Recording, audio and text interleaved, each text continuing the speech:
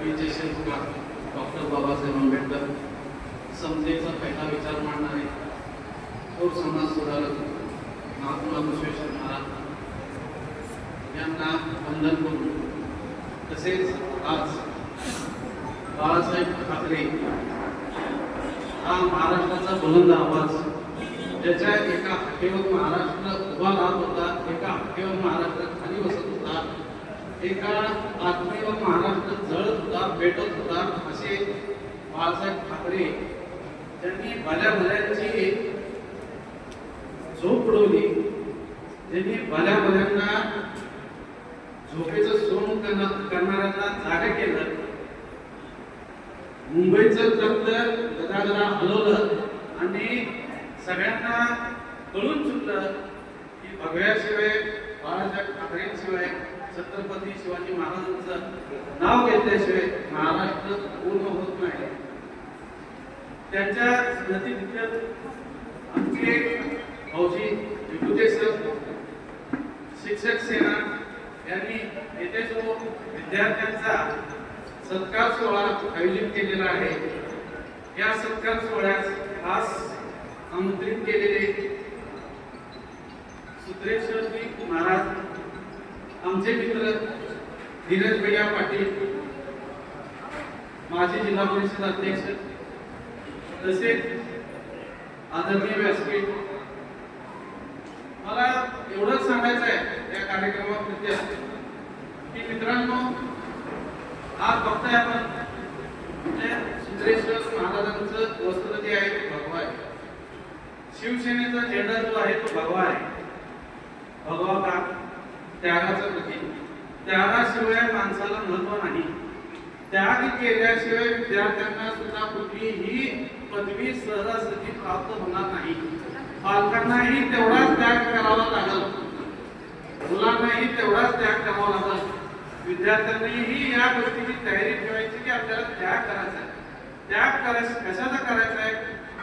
आपण तरुण वयात आलेला असतो, नवीन नवीन गोष्टीचं आकर्षण असतं, टीव्ही मीडियाचं आकर्षण असतं, मोबाईलचं आकर्षण असतं, नवीन गोष्टीचं, पैशाचं, कशाचंही माणसाला थोडक्यात आकर्षण वाटतं. माणूस हा प्रवाहाच्या बाहेर पडतो, प्रवाहाच्या असा बाहेर पडतो की जीवन उद्ध्वस्त होतं.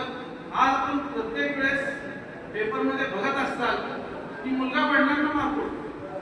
औरंगाबाद, आता संभाजीनगर या ठिकाणच्या एका प्राध्यापकांचं जिवंत उदाहरण आहे की वडिलांनी एवढा म्हणजे अभ्यासाचा त्याच्या मुलामागे एवढा त्रागा झाला किंवा तो अभ्यास केला पाहिजे, मोठा झाला पाहिजे, अभ्यास केला पाहिजे, मोठा झाला पाहिजे.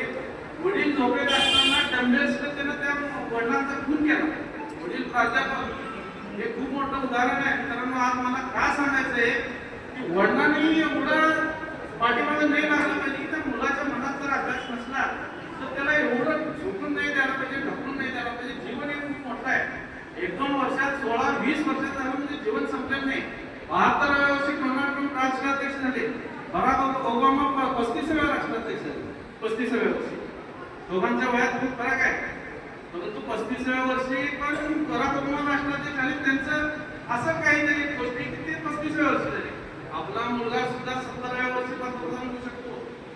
वेळ काढली पाहिजे, वेळेची वाट बघितली पाहिजे. एवढी घाई, एवढी गडबड कशाचीच नाही पाहिजे. एवढ्या घाई गडबडीत तुम्ही जीवनाचा त्याग करून घेता, एवढा अभ्यासाच्या मी पाठीमागे लागू नका. अवांतर वाचन करा. मोठमोठे लोक इंग्लिश मिडियमच्या स्कूलमध्ये शिकलेले नाही, MIT मध्ये शिकलेले नाही, मोठमोठ्या कॉलेजेसमध्ये शिकलेले नाही. तुम्ही कृष्णमूर्ती यांचं इन्फोसिसचे मालक सध्याचे, त्यांचं मी आत्मचरित्र वाचलंय. त्यांच्या पुस्तकात स्पष्ट लिहिलंय की IIT ला नंबर लागलेला असताना त्यांनी डोंगरदऱ्यात बसून अभ्यास करत होते, म्हैसूरचे हे, आणि अभ्यास करताना त्यांचा IIT ला नंबर लागला. वडिला त्यांना 5 भावंड, 2 बहिणी. त्यांनी वडिलांना आनंदात म्हणून सांगितलं, बाबा माझा IIT ला नंबर लागलाय, आता मी IIT ला ऍडमिशन घेणार. बाबा पेपर वाचत होते, बाबा पेपर बाजूला करून बघितले, मुलाकडे बघितले, तुला कळतंय का म्हणते, तुला 5 भावंड आहेत आणि 2 बहिणी आहेत, त्यांचं शिक्षण कोण करणार?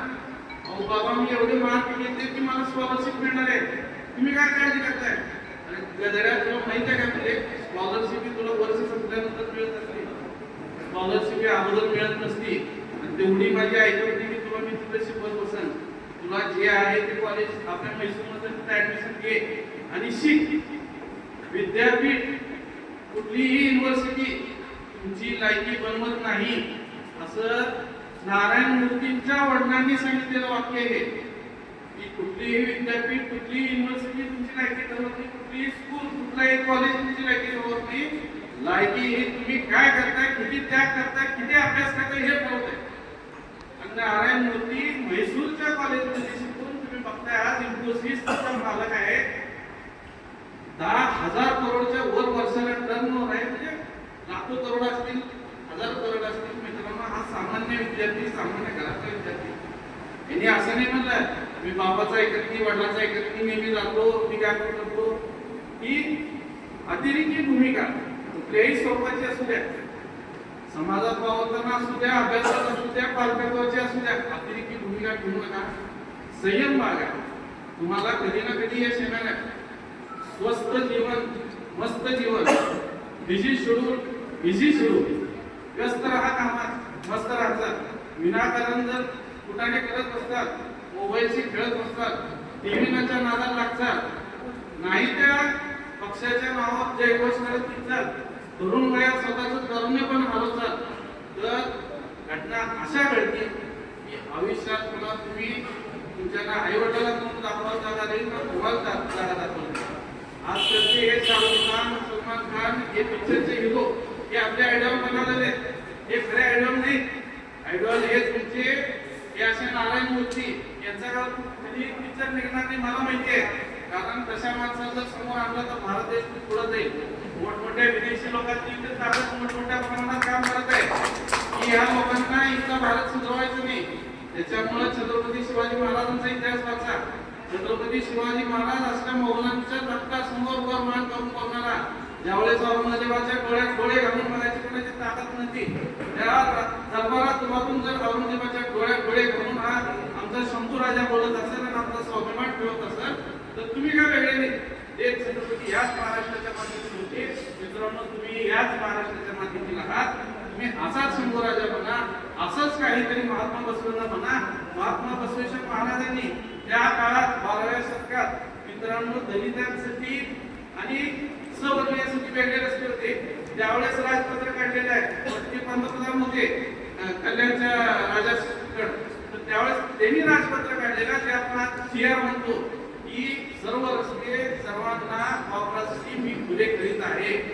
याच्या एवढा मोठा विचार त्या शतकात मांडणारा मला वाटत नाही कुठला विचारवंत होता. जगाच्या पाठीवर लोकशाहीची विचारसरणी मांडणारे महात्मा बसवेश्वर महाराज, दलिताच्या घरी जन्मून वर्गाच्या बाहेर जाऊन शिकणारे आपले डॉक्टर बाबासाहेब आंबेडकर, मोठमोठ्या आता ऑक्सफर्ड युनिव्हर्सिटी सारख्या ठिकाणी त्यांना प्रोफेसरची नोकरी आली होती. त्या नोकरीचा त्याग करून माझा समाज जर इथे कितपत पडत असेल आणि मी जर मोठ्या खुर्चीवर बसून काही श्रमात गाडी फिरत असेल तर माझ्या या शिक्षणाचा काही उपयोग नाही होणार. हे डॉक्टर बाबासाहेब आंबेडकर जीवन उदाहरण आहे. यांच्या मी सांगतो आज छाती चौकणी कुठला येतील कधीच निघणार नाही. त्याच्यामुळे तुम्हाला चरित्र वाचायला शिकावं लागेल. वाचन करा, जेवढं जमल तेवढं वाचन करा. वाचनातूनच तुम्ही घडणार आहे. त्या करावं लागेल मित्रांनो, त्यागाशिवाय तुम्ही बनणार नाही. मला इतर विभूते सरांनी हा जो छान उपक्रम चालू केलेला आहे विद्यार्थ्यांचा आणि पालकांना बोलून इतर विद्यार्थ्यांचा सत्कार करणं, ही साधीच गोष्ट वाटत असेल, परंतु ही गोष्ट घडवण्यामध्ये एखाद्या शिक्षकाला काय त्रास होत असतो हे मला माहित आहे. शिक्षकांना जवळपास बाहेर संपर्क राहिलेला नाही. प्रत्येक शिक्षक प्राध्यापक हा स्वतःच्या नोकरीत व्यस्त आहे, त्याच्या कुटुंबात मस्त आहे. परंतु समाज भरकटलेला असताना समाजाला योग्य दिशा दाखवणारे कमी शिक्षक आहेत. त्यापैकीच आपले विभूते भाऊजी म्हणायला काय हरकत नाही.